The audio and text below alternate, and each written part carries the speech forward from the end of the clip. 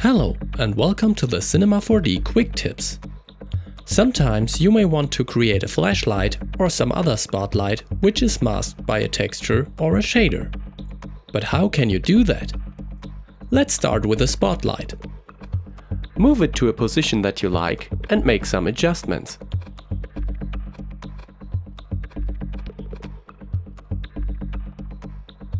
Once you render, you see that there is an intensity gradient from the inside to the outside that we will adjust in the end. Let's create a new material and deactivate all of the channels except for transparency. Assign it to the spotlight. Create a gradient in the transparency channel, set it to circular and adjust the gradient to something that looks like the typical rings that you see when turning on a flashlight. Switch to texture mode in order to see why the rings can't be seen in the rendering. The yellow grid shows the projection.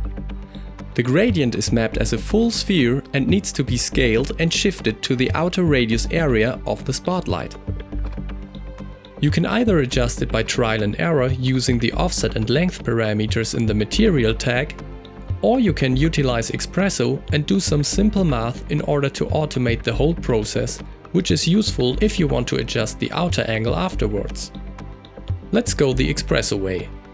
Create an Espresso tag and, well, this is gonna be a quite long quick tip, so let's make it a long tip.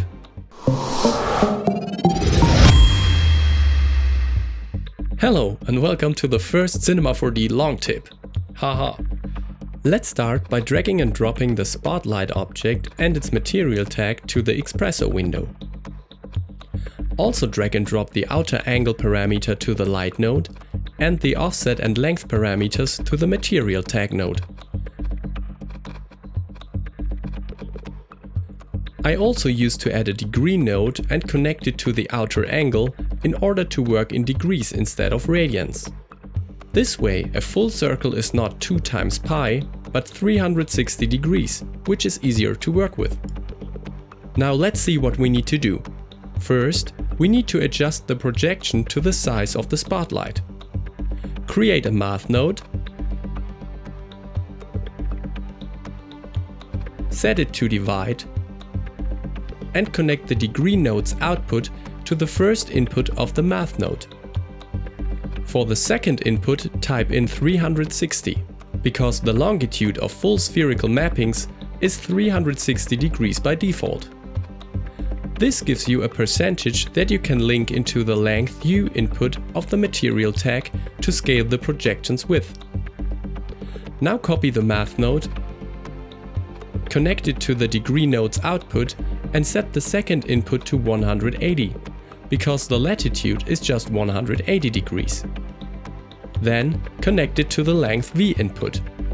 Now the projection has the right size, but we still need to adjust the orientation of it.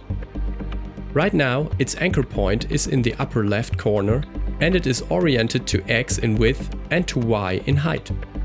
But it needs to be oriented to Z in both directions and the anchor point needs to be centered.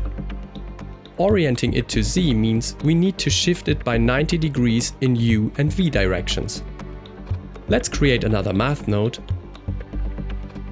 connect its output to offset U, set it to subtract for later, and change input 1 to 0.25, because 90 degrees is 25% of 360 degrees.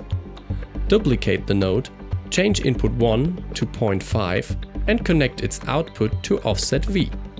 Remember, the latitude is just 180 degrees in total.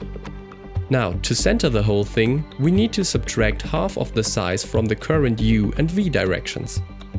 To do so, create another math node, change it to divide, and connect the other divide node's output to this one's input 1. Change input 2 to 2 and connect it with input 2 of the subtract node that is linked to offset U. Duplicate the node and connect it to offset V the same way. Done. You can now change the outer angle parameter of the spotlight and the texture projection adjusts automatically.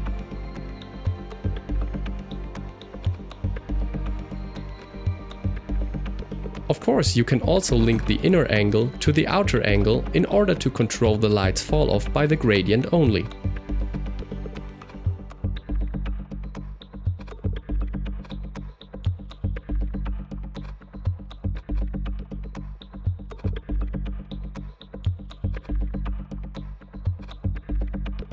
Thanks for watching. For more information on Cinema 4D or other Maxon products, please visit cineversity.com or maxon.net.